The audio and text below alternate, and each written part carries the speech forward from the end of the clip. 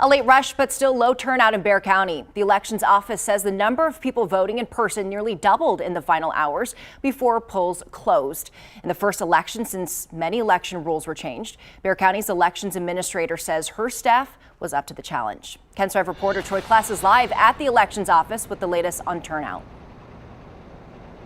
Yeah, thank you, Sharon. Well, today more than 72,000 people in Bexar County voted today. Now, the elections administrator says that it met her expectations after when we spoke with her earlier this afternoon, she didn't think those goals were going to be met. Now, tonight we got to look at election workers who were watching the votes come in the tally room, and it could possibly be a long night for them. Elections administrator Jackie Callan and her staff, again, were watching the numbers diligently. She said even at 7 o'clock tonight, there were voters waiting in line to cast their ballots. She did say workers experienced some small technical issues like mobile internet hotspots going down, but there were staff ready to fix any of the issues again, there were very few today. The biggest hiccups were mail-in ballots. There were 11,000 mail-in ballots that were counted, but she says that they had a 35% rejection rate. Now, before the mail-in ballot requirements and the application changed, there were only about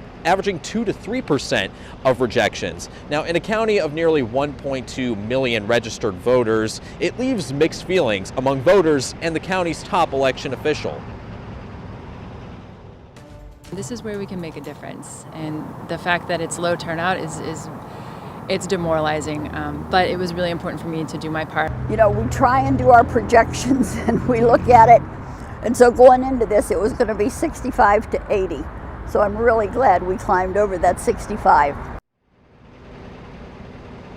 And she means 65,000 votes there. Now, the turnout for each of the two main parties between Republicans and Democrats was relatively even, and Democrats had, at this point, more votes, even with voting by mail ballots. But the elections office says that it could take 6 days to cure some of those ballots that may have issues. Now, again, some of the work that's being done here at the elections office, well, Callanan says that it deserves the praise of voters. We're live in downtown. Troy Kless, KENS 5.